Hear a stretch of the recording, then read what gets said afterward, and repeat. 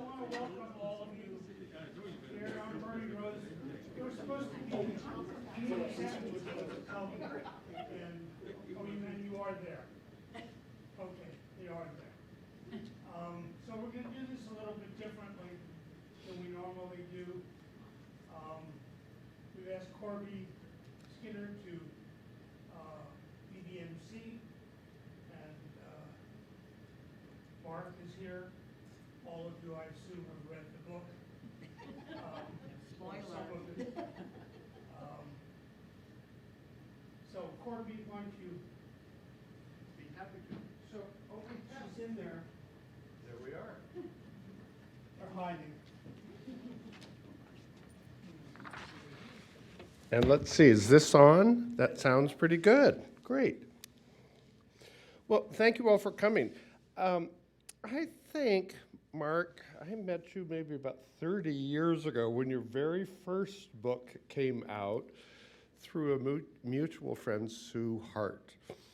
And, here was an up-and-coming young writer from Bozeman. Who would have guessed, right?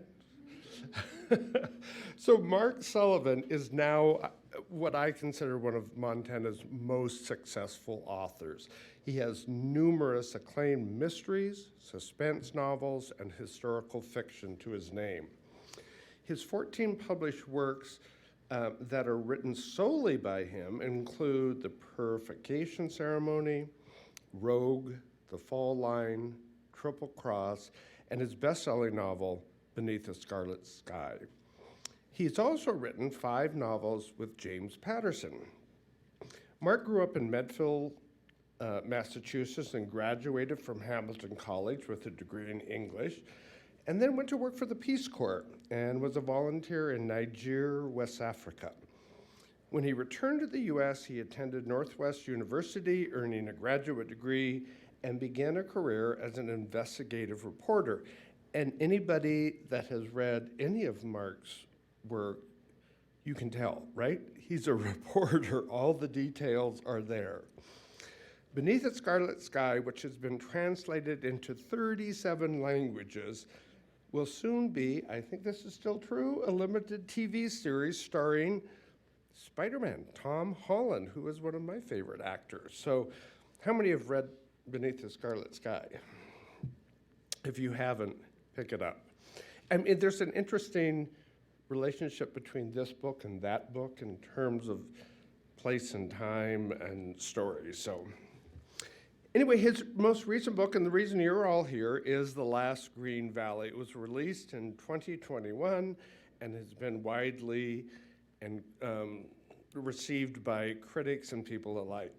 It's based on a true story of a Montana family, and Sullivan weaves together the World War II history and memories into a truly epic journey of love, determination, and resilience. Please welcome Mark Sullivan.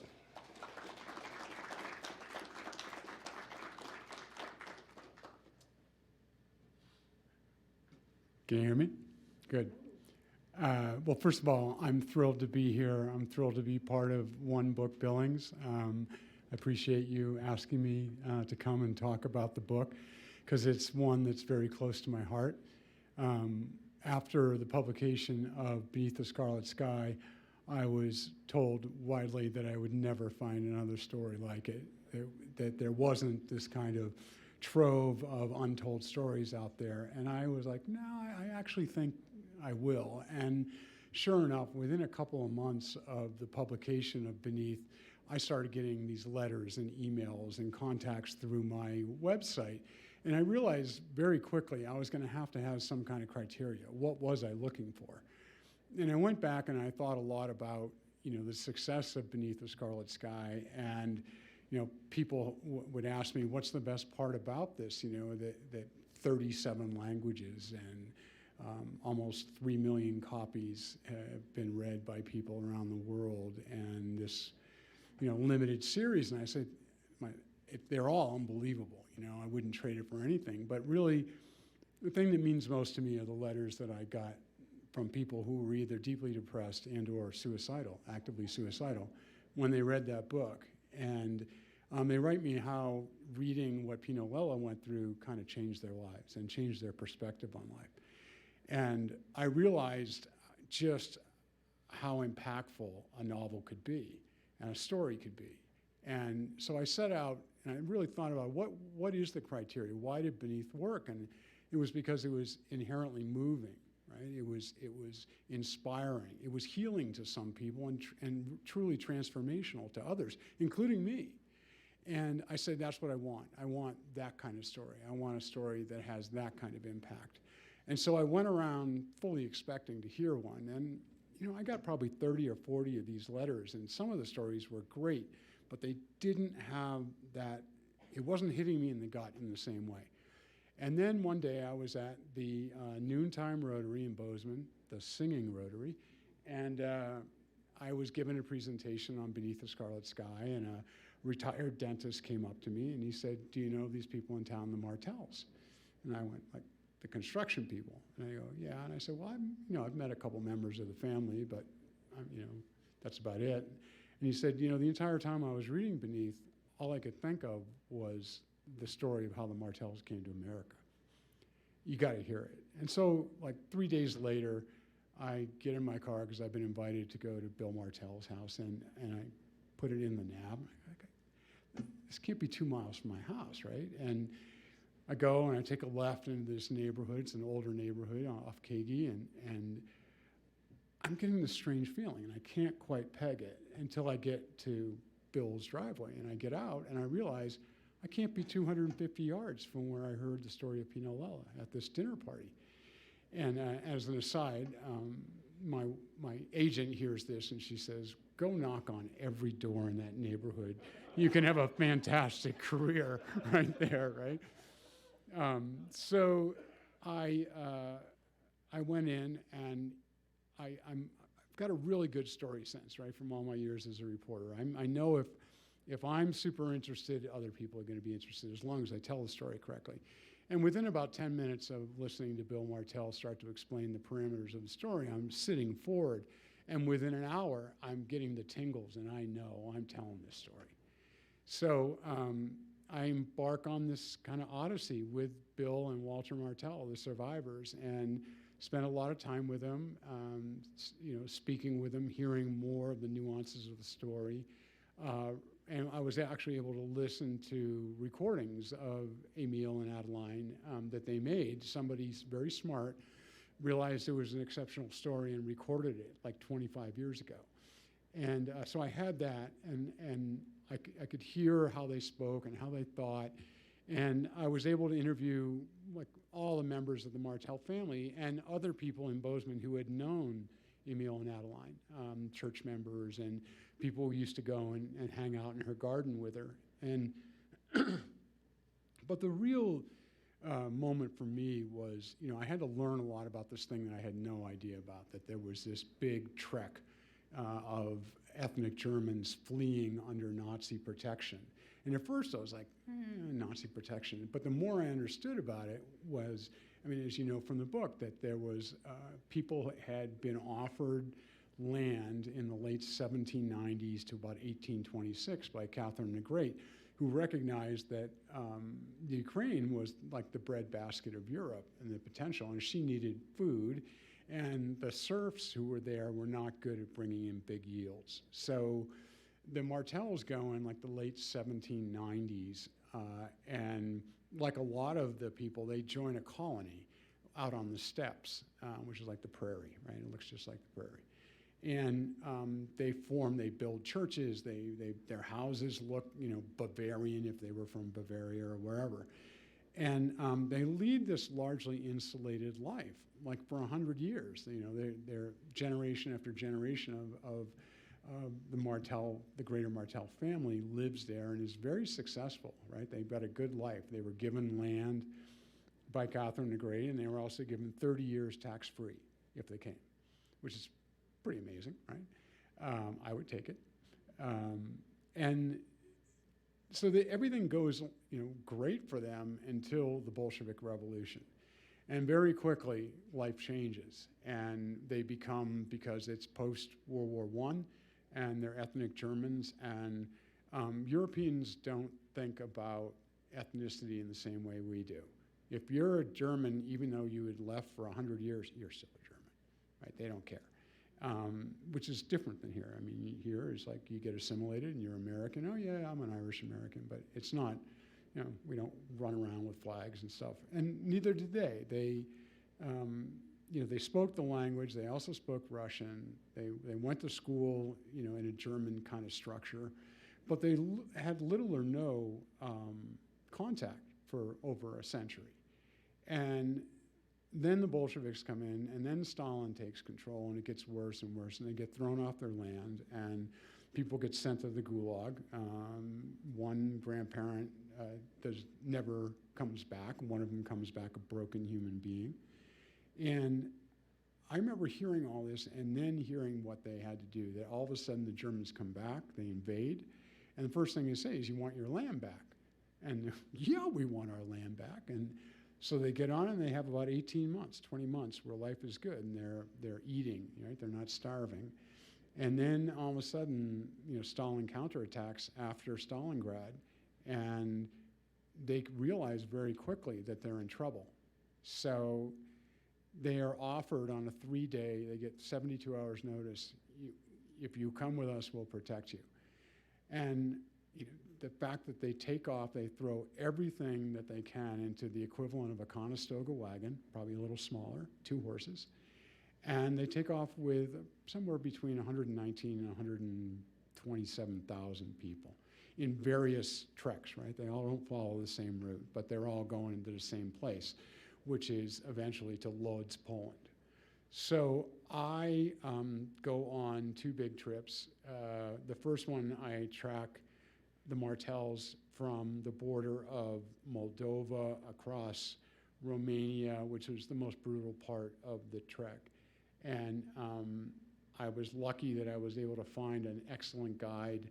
I'm always looking for guides, especially if they have journalism backgrounds, because they think the way I do, and I can ask them, this is the kind of thing I'm looking for, and they'll go find it for me. And sure enough, I got a great one in Romania, and he was able to track down people who had been witnesses to the trek. They were still alive, and or who had fought, you know, in the war in Romania. And all these people were in their 90s.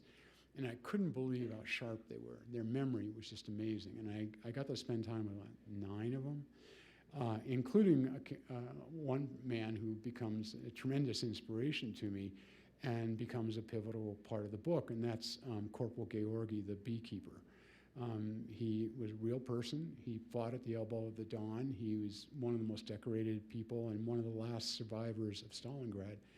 And I went, and he lived in this little 3-room house right in Barlad, right on the border of Romania and Moldova. And I walk in, and the guy is like glowing. He's like 98 years old, and he's just fit and just on it, and he remembers everything, and he starts telling me the story of his battle of Stalingrad and how he got hit by a mortar bomb, and when he woke up, he knew for certain he was going to live, and he literally walks through the battle with tanks shooting by him, and you know, there's no reason he should have lived, and he does. And he believed it was because he had a purpose in life, which was to be a beekeeper. And I don't know about you, beekeeper doesn't seem to be a very high aspiration, but with him, it was, and it was deeply spiritual. And you could sense it from the guy, that he believed in it passionately. He had outlived like 2 or 3 wives.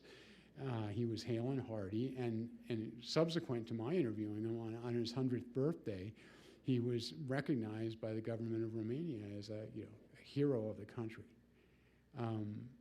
So I tracked them all the way into Hungary, where they get picked up and go north in the train. And then I go back about a month later, and for me, this was the pivotal trip. So I go with Walter and Bill, and we go to Ukraine, and we find a guy who's an expert on these colonies, including Friedenstahl. And away we go.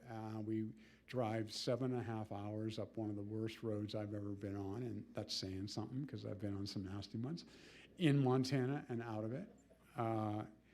And we end up in this place. It's called Tyrady now, but it's, it was called Friedenstahl under in the colonies and after during German occupation. So we get there, and their house is gone, but we find the ruins of it. And they know, because they remembered this well that their father had been, and had this certain kind of structure to it, and there it is, right where the plat plan of the colony said it should be. And to be there with Bill and Walter, this is almost 70 years, 75 years after the fact, and to be with these guys when they confront essentially the extraordinary arc of their life, was just insanely moving for all of us, right? They started crying, I started crying, and we knew we wanted to go to Poltava, to the prison camp, the site of it. But that was up a worse road, which was like 13 hours one way. And I was like, oh, we can't do this, right? So I say to my guide, I said, I want to charter a plane. And the guy goes, oh, you can't do that in Ukraine. I was like, what are you talking about? And I go online and I find these guys they'll lease you a plane with a pilot. So I had him call, and guy smug. My guide in Ukraine was a little weird. Usually they're great, usually a little weird. But he says, oh, well, it's going to cost $3,500 cash. And I go, done, I've got it with me. So I want to fly, because I'm not going to take these old guys up this road. So we get in the plane 2 days later. We fly to Poltava. We had a driver meet us, and we go to, if you remember in the book, they're housed in the basement of a bombed-out museum. That museum was rebuilt, and it's still there. So was the hospital that Emil built. And we go in, we walk to the front door, and it's closed for renovations. We had no idea. And so we're walking around, and we're knocking on doors, and we find a groundskeeper, and we find the director of the museum. And he's looking at us like, what are these Americans doing here in my museum? And we get talking one thing to another, and Walter mentions that his father, Emil, would collect scraps, right, from the construction site and sell them to the cooks that cooked their food. And he goes, oh, my mother was one of those cooks. And it was like, boom, right? It was like, there it was. There was that serendipity we needed. And now he takes us in, and there was like a whole display on the actual slaves, on these guys that were taken prisoners. And we didn't see Mr. Martel in there, but it showed clearly that it was absolutely true. And then we went into the basement where he was housed with the 2,000 other men. And the pressure and the emotion was like double what it had been when we found the well, because they're confronted with the fact that their father laid right here in this room, and with men dying all around him at a ridiculously high pace. And becomes joins the death detail and figures out that that's the way he's going to escape. Now, Emil didn't talk a lot about the prison camp or his escape, although the high points were there, that how he did it is exactly as is depicted in the book. But what Bill, when we were leaving Ukraine, and Walter and I were flying to Berlin to pick up the story, Bill and I were having breakfast, and he said, I said, what do you think the change was? Because by all accounts, Emil Martel was a person who kept his head down, right? He had grown up under the thick of Stalinism, and he knew that if you were somebody who stood out, aspired to excellence, that you were a criminal and you could get sent away for it. So he spends the first part of his life head down, don't notice me, I have no ambition, yada, yada. But on the other side of that prison camp, well, first of all, he becomes almost like James Bond in The Escape, right? He's just taking massive risks and massive risk and massive risk. And he never stops doing that his entire life. Like, he went from somebody who never noticed anything to noticing opportunities everywhere and charging after it and going right after it. And I said, am I adequately describing him? And Bill goes, absolutely, that was my dad. You know, he went, by the time I knew him, he was no longer this person, and it was definitely the prison camp. And I said, well, what do you suppose happened? And he goes, I don't know. My only conjecture is that, you know, like anything like this, because it was under the Soviets, you probably only had one or two people that you confided in, if that. And he said, it's my opinion that he met someone in there who changed the way he thought about life. And he said, but you're going to have to figure it out, who did it. And I had heard the story of the Beekeeper escaping. He was in prison camps right in the area, and I went, I know who teaches him, right? And that's where that came from in the story. And so Walter and I fly to Berlin, and we were able to go and find, you know, the farmhouse where they had lived, and then in town where they escaped. And we basically recreated the escape. We went on the train, went down to what was then the border between the Soviet sector and the British sector, and it became ultimately like a symbol of the Berlin Wall, that town. Eventually there were tank traps, there were huge fences, et cetera. But when she makes her run, right, they had just cut a bunch of the forest down. And then after the fall of communism, they tore out all the wall, and they made it look pretty much like it looked when she made the escape. And for Walter and I to go the route, and we found like the woodshed, it was still there, and he couldn't believe it, right? And he said, yeah, she was right there. She was looking through the crack. And the most amazing thing was, again and again, how, for those of you who've read the book, you remember that first of all, she tries to get water for Walter, right? And the lady refuses her, where if she had given him the water, she could have walked right into the patrol. They get almost to where they're going to make the run, and the milkman comes south and says, get back, there's a patrol coming. And she's literally looking through the crack in the shed, and they come by, and when they go that way and around the corner, she has this moment of realization that the patrol went that way, we got to be okay. And, you know, in the bravest moment of her life, she makes a run. And for us to have done the run, you know, it was remarkable. And I really got a sense of who she was, certainly, because Emile is something else, but Adeline is altogether. I mean, the absolute raw courage that it had to have taken to make that move.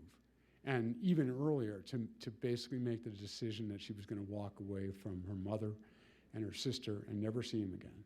And that is what happened.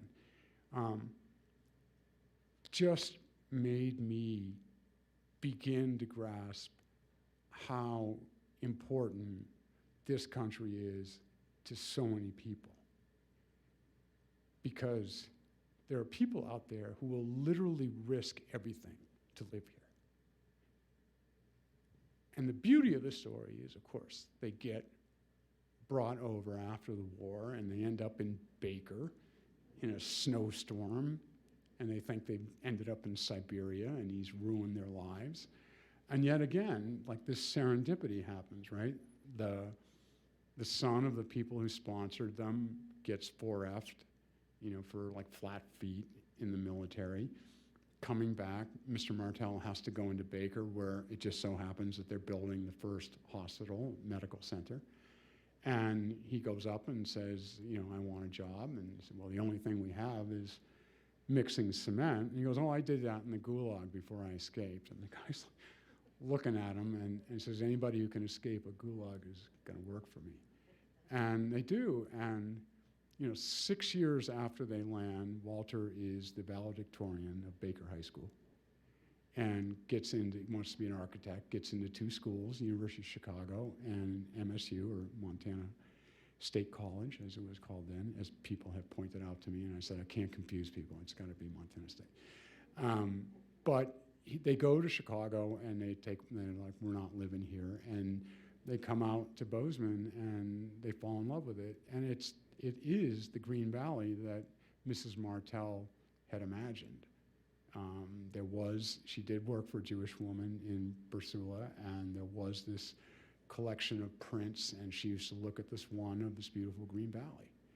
And when she got to Bozeman, she was blown away. Because here was something that she had used as a way to survive, right? This dream as a way to survive, and it all comes true. And the crazy thing is that from the time they come to Bozeman, from that point forward, it's like all the hardships fall away, and everything they touch turns to gold. And these are the kinds of stories that I'm fascinated by. I used to write like edgy, dark, kind of cutting edge stories, and I really figured out that I wasn't that interested in them. I mean, I'm proud of them all, don't get me wrong, but what I really was interested in is stories of triumph, people who overcame and reached for something beyond their dreams, and they get it all. And, again, after I find this story, people said, oh, you'll never find another story like that. And I kind of said, no, I think I'm actually going to. And I find it, of all places, not in World War II, not in Europe, not in the Far East. I find it in Uganda. I get approached by a fellow Montanan, a guy from Whitefish, who used to be the commander of SEAL Team 6. And he and a guy named Mick Mulroy, who ended up being the Deputy Secretary of Defense under General Mattis in the Trump administration, had been the CIA chief of station in Uganda and heard this story and was just completely blown away by it. And they found me and came to me through my son and told me this story. And was supposed to go to Uganda 2 years ago. I couldn't go because of COVID, and managed to go this past June. And I'm writing that story about 2 children who get kidnapped by a messianic warlord and turned into child soldiers. And they meet about halfway through this decade-long ordeal, and they legitimately fall in love. And the power of love saves them and enables them to survive, and then to escape, and then to become part of the effort to call the children out of the jungle. And again, it was one of these stories like, yeah, I'm telling that one. So that's all I got. I'm happy to answer any questions I can, or comments, or what have you. I'll start. So I was so interested about the 2 boys, and we talked just briefly about this, but how much they remembered. So when you talked to them, they were very young, but there were points in the book where they're either peeing off the back of the wagon or they find their top in the sled that felt like real stories. I mean, it felt like, how much did they remember about all of this journey? They remembered quite a bit. I mean, as happens, they remember things like Bill, one of his memories is the tank battle. Walter goes, oh, I don't remember anything like that. But Walter was traumatized by it, and Bill wasn't. So again, it all sort of fits the more I talk to them. Bill remembered there were times when they were in Romania where so many people were dying on the trek that they were bouncing over bodies as they went. Walter had all sorts of memories about his mother during the time, his father, his grandparents on both sides. All that was pretty well corroborated, not only by them, but by the grandchildren and friends of the family who had spent a lot of time speaking with Emil and Adeline, especially Adeline, because she lived about 12 years longer than Emil. So she was and she was sharp right to the end. People remember going to her garden and her starting to tell the story, and they would just be like, what? And I was able to find those people who had long discussions with her, and some of them with him. He wasn't a big talker, as they say. He was funny though. One of his favorite, I think I mentioned this in the book, when they get to Baker, they all go to work, and Walter works in the butcher shop, and he comes home and tells his mother that, there are all these pig parts, the heads and the knuckles and all this stuff that they're just tossing, and she goes, get them. And so she brings, back, and she's making head cheese and all this stuff, and Mr. Martell said, yep, I went to sleep in Montana, and I woke up in hog heaven. It was one of his favorite jokes. Because he couldn't believe that they gave away food. One of the things that I wanted to ask about is the non-chronological writing. Yes. We just read Christina Baker Klein's book, Peace of the World, and she does that same thing. Is there a reason you chose that style? Yeah, in Beneath, I told it chronologically, as much as I could. But in this story, I thought it was critical that you understood what they had already gone through, right? That they had already been on a long road of hardship to begin with. So I thought it was critical that I tell that. But when I thought about the story over and over again, and this was a narrative choice that I made, I wanted it to begin right on the edge of the rising action, right? And to me, the rising action of the story was the trek, right? I mean, there's a lot of stuff that happens after the trek, but to me, the driver in my mind was the trek, and so I started right as they pull out, right? As little about it as you can. I have been scolded by readers 80 plus who were really annoyed at me for doing it. But I was like, well, I couldn't figure out another way to tell the story. And I think I did fine, right? Because you only get 2 or 3 scenes with each of them before they meet, and then they go on and you get it, right? Mm-hmm. Yeah, I mean, I'm not a big fan of them in general in my books, but it was critical that you have those flashbacks in this book, right?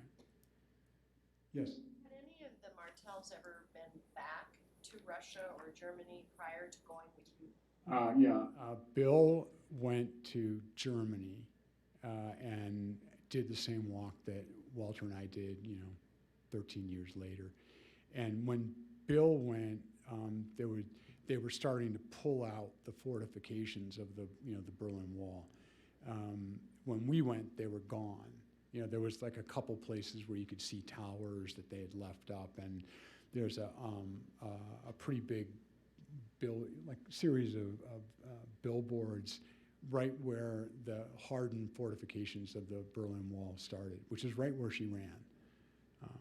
It's funny that she got out and then they started to build quite rapidly afterwards. Yeah. Like when you talk about going to the museum and stuff, the hospital, how are you communicating? Did you have a translator? Yeah. The guide was our translator. He was helping us, but most people that we found, like the museum director, spoke great English. He was great. But otherwise, I have good translators. I try to, hire people who, as I said, either have a journalism background. I spent a bunch of time in Germany after Walter left with my German translator, and she went and did a bunch of work with me in the German archives, where I was able to see, a lot of photographs of the actual track and you get a lot of the background that helped me understand it. Yeah. Yes, sir. Was Himmel really ready to shoot the dad and 2 kids and saved by the German officer? Say that again? In the part of the book where he's about ready to shoot the father and the 2 boys, Yeah. he was ready to pull the trigger, and then the German officer called him back, said he doesn't have to. Is that true? No. Well, here's what's true. So I'm doing a lot of research at this point, and I'm still early on, and I find out that there were quite a few ethnic Germans who joined right in on killing Jews. And you had to understand that I didn't grasp this until I started researching this book, that there were all sorts of laws that were put in place under Hitler, but no one was, and there was violence, but no one was exterminating, okay? That all started when Germany invaded Russia. And they had no idea how they were going to do it. There is, I think in the afterwards, I talk about how Heinrich Himmler, he had okayed that this would be a holocaust of bullets, that they would just start shooting them. And this is about maybe 5 weeks before they invade Russia. And he goes to a firing squad for political prisoners and sees it and gets so upset that he vomits. And he declares that no one shall be punished for refusing to kill a Jew. I want true believers behind the gun. That's true. I hadn't heard any of this. And I interviewed Bill's daughter, Shelley, who lives down in Vail. I was down in Vail doing a talk on Beneath, and she took me out to breakfast, and so I interviewed her about Adeline because they were very close. And she told me how Adeline had described that Emil, when they were building the house, when they went back to Friedenstahl, he had to go to the closest town to buy roofing supplies. And he was supposed to be gone overnight, right, because it's not that far to this place, Dubasari, which I've been to. And he came back as shaken as she's ever seen him, and he said that he had to bury Jews. And when I had done my research, I found that there were people who had willingly participated in the Holocaust who claimed that, no, they only buried Jews. So I'm like, oh, shit, when I'm learning this, right? But I went, well, wait a second, best thing I've found in my writing and my research is don't be afraid of anything. Go where the truth leads you, right? So I went and I have researchers that I know now at like Yad Vashem in Israel and at the U.S. Holocaust Memorial, and I went to the U.S. Holocaust Museum, and there's no mention of any Martel being involved in anything other than farming.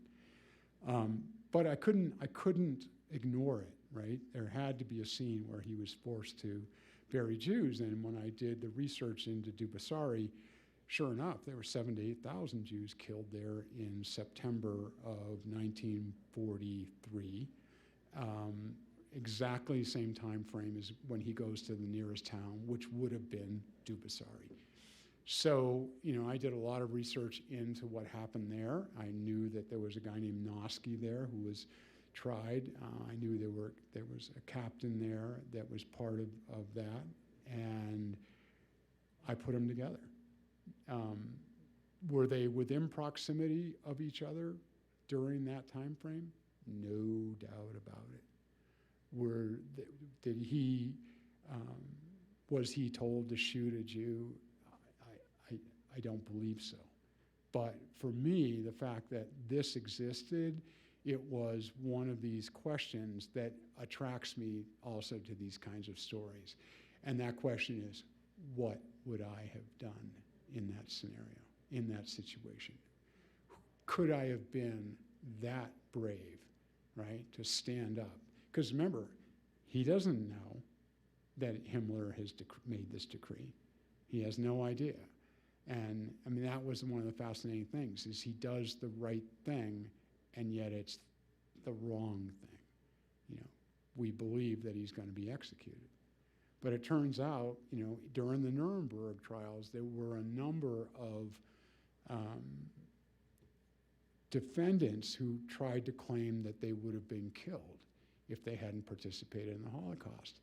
And defense attorneys went, because they had captured a lot of the SS, and they went from prison to prison, Spandau and others, talking to them. And did you ever see anybody murdered for refusing to participate in the Holocaust? No. And this was something that could have helped them, right? Because they could have claimed the same thing, and none of them did. And I found the sort of moral dilemma of that as a dramatist, which is what I am deep down. I'm trying to have an impact on people with some very, very dramatic situations. And Martels, they thought I nailed it, that I got to the depth of what they had gone through. And the fact that he gets all the way and they're going to make the run and he gets captured and sent back, and he somehow has the fortitude to not only survive it, but at that moment when it was critical, he's standing there, he's been unloading the lime off the truck, and all of a sudden he has to take a pee, and he goes, and there's a train about to go that way, and he just goes boom, boom, boom, up and into the coal car. I was blown away, right? And still am when I think about it. The absolute courage that it must have taken to do that, because if he'd been caught, they just would have shot him, right? Yes, sir. He keeps running into that officer again. Is that part of creative nonfiction? Yes. And that officer was there. That officer participated in Dubasari. And it turns out that the people who protected the Trek members were also people who participated wholeheartedly in the Holocaust. Because, again, the Martells didn't understand why they were protected, even after they were protected. I was the one who figured out why they were protected. Yeah, Himmler thing, but not only that, Himmler wanted them because he believed that these ethnic Germans that had lived in these colonies were like the last true Aryans, right? And that's what he wanted. He wanted their blood brought back into Germany. And I mean, the Martells were horrified when I told them that. But they, yeah, but they understood. They got it, you know. Because they weren't grasping why they were being protected or why they were protected. Hi, Roger. Could you elaborate more on Caroline? I found her to be a very complex character and didn't quite see that developed. Yeah, you know, some people are just bitter. You know, that's the way they explained it to me, is that she was probably embittered by the fact that, you know, when her kids were probably 12 or 13, her husband gets dragged off, and she had basically in her mind buried him, and then he shows back up and he's a broken man. But I can't speculate on, you know, what trauma she may have suffered as a young person, although, I mean, she does say, you know, at that one point is, do you remember the hole in the door? Do you remember starving to death? Because I do. And, you know, there are people that I've met in life that they never understand that it isn't what happens to you in life. It's what you do with it. And that, like, the worst moment of your life can turn out to be the best. I'm living proof of it. You know, the worst moment of my life was when I was going to kill myself. And I didn't, and I end up that night hearing the story of Peanut Lella. I mean, how do you explain that? You know, you can't. And so that, you know, my worst day became one of my greatest days in a matter of hours. And I still think that's true.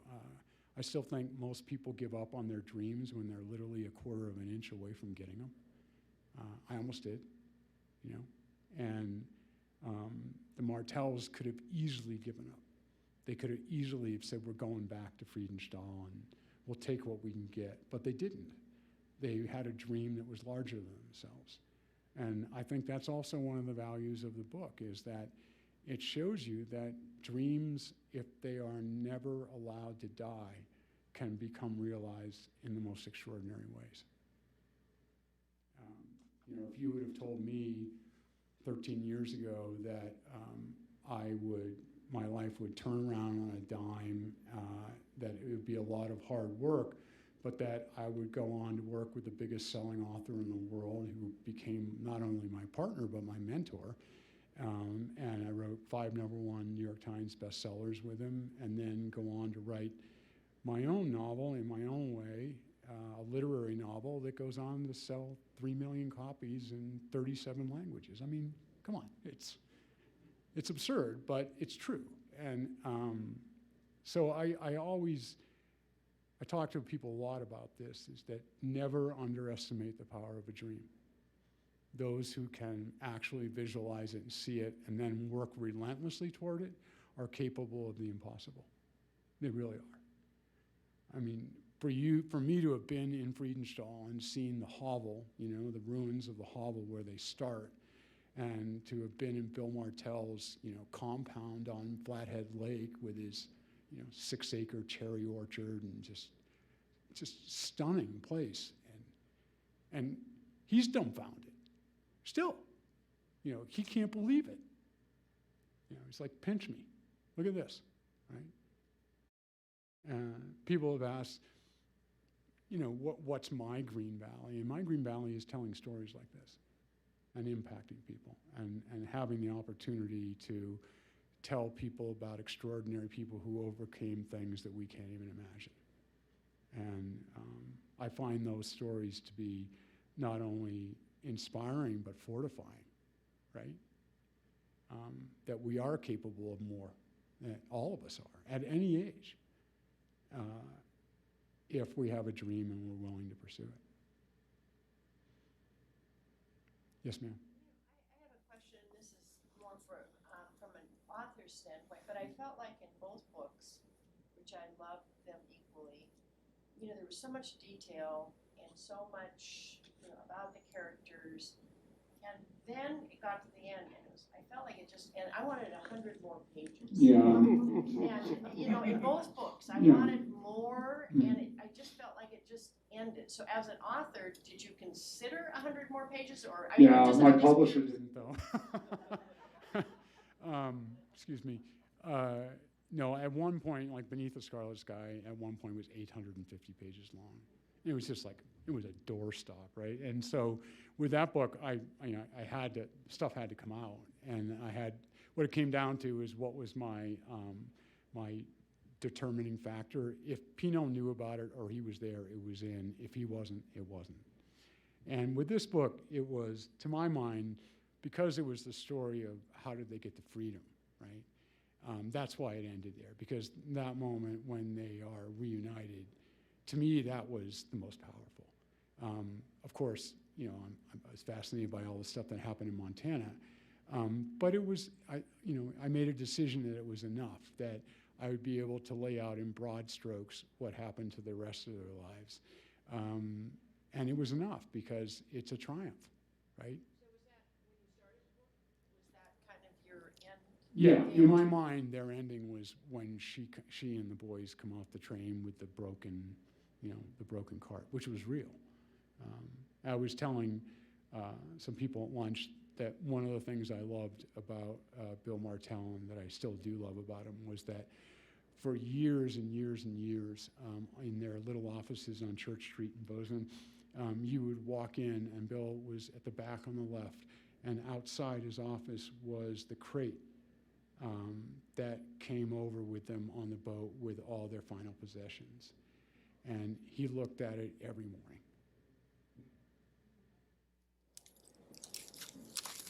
So I knew that was going to be there, right? And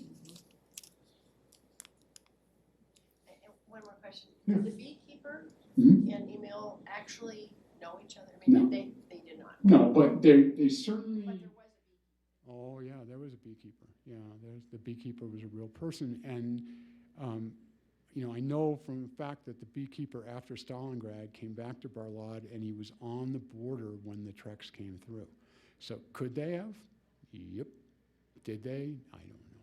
I mean, it just seemed to be a great way to explain what had happened to him, and it was, to talk to the real Beekeeper, Georgie Vasilescu, was like talking to like a spiritual being. That's the only way I can kind of get at it. And I personally have been to India and studied with meditation people and stuff, and a lot of the philosophy that he had, he had it kind of jibed with a lot of the stuff the Indians were telling me, and a lot of it had jibed with Emil's approach to life.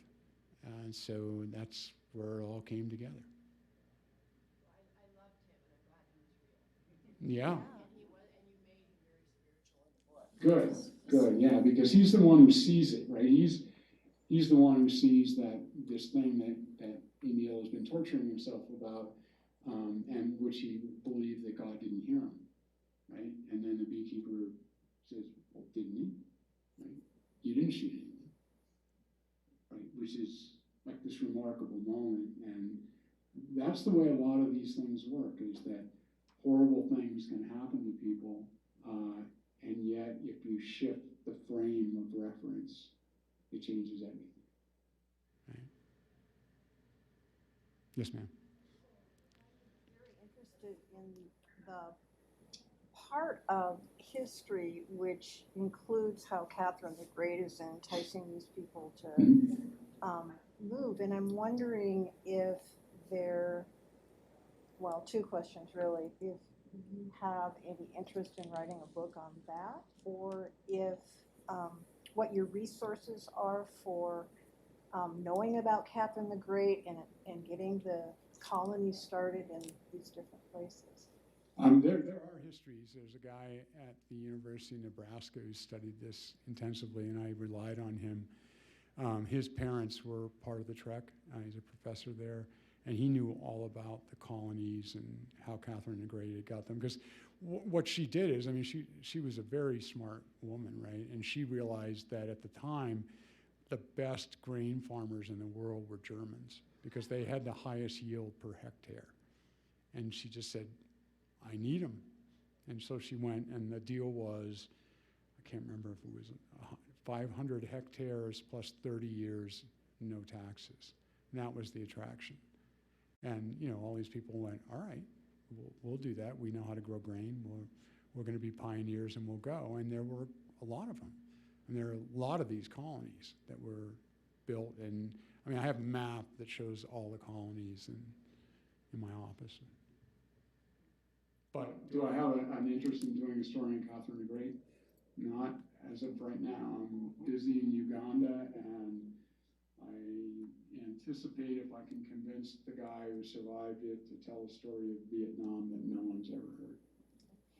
Can you kind of lead me in a direction of where I could go to get more information? Sure, I would go, I'd start with Google, and I would just Google Catherine the Great and books. I'd go on, I would do just what I do. I would go on Amazon, and I would start calling books on Catherine the Great biography, and I would just start ordering them and then read them, because that'll give you a background, right? I had to read a lot about the German occupation, how it worked, even though there are not a lot of scenes during the German occupation. They're there, but there are not a lot of them. Adeline did help a woman escape that she had met through the woman that she worked for in Bursula. And that whole thing, and that was a very common thing. Right when the Germans attacked and invaded, one of the biggest black market items was a documentation that would show you had German blood in you, because you'd be saved. I knew none of this before I started, so. Yes, ma'am. A couple of thoughts. The one that the scene in which he was stopped by shooting shooting the Jews reminded me actually of the Old Testament story of Abraham killing Isaac, Right. and that's just so much in my head. And I don't know if that scene got you, but that he was caught that way. Yeah. And then I don't remember all the detail. But then I read this, and it was just so compelling, immigrant story. And I couldn't help but keep thinking about how you can change the dates, you can change whatever tyranny they're escaping from, you can change the means, but the story is the same. And I was just so struck by that's what people are doing now, escaping and having to escape. And I appreciated that you made these people matter and you humanized them so that hopefully we can find the humanity of those folks that are doing that now. Sure. And also I was just struck by this is the people that got here. There's a certain personality, that doggedness, that determination, that faith, that then becomes the character of the place that they land. And so much of the American character from the immigration is just tremendous. Right. And then lots I thought, but then at the end, you talked a little bit about the family that they left behind. Mm-hmm. I don't remember the details of all of those, but I was curious about how did they ever make those connections again, and how were their lives, those that were left behind, still under tyranny and all of that? Horrible. I mean, Emil was as upset as he's ever been when his sister refused to. He said, I'll pay your way out. I'll buy you a house in America. You can come. And she wouldn't do it. But to your earlier thought, I mean, 100%, I couldn't help but think the entire time I was writing the book was, again, look what people will go through to get here. And I'm of a firm belief. I've been blessed in life that I have a friend, Tony Robbins. You probably heard of him. And Tony Robbins has had a big influence on my life, and one of the things that he'll tell you is that if you want to be successful in America, work like an immigrant. Have the same work ethic. If you work like, an immigrant work ethic, you will be successful in America, because they had to work that hard to survive, right? To even get here, they had to go through that. And when they get here, they apply the same work ethic and miracles happen. But it only happens in a society like this, where we celebrate the people who come in and renew our country all the time. I think we've gotten a little skewed on that because we forget that the vigor of this country is caused by hybrid vigor. Right? It's the same with a dog. It's the people who come in who desperately want to be here, who have survived the worst that I could possibly imagine, right? And they get here, and what do? They just keep carrying on in the same manner, and our country rewards them. So, point taken and noted, and it was one of the things that I wanted to, address in the story, and that's why I dedicated the book to the people who renew this country every day, because they do.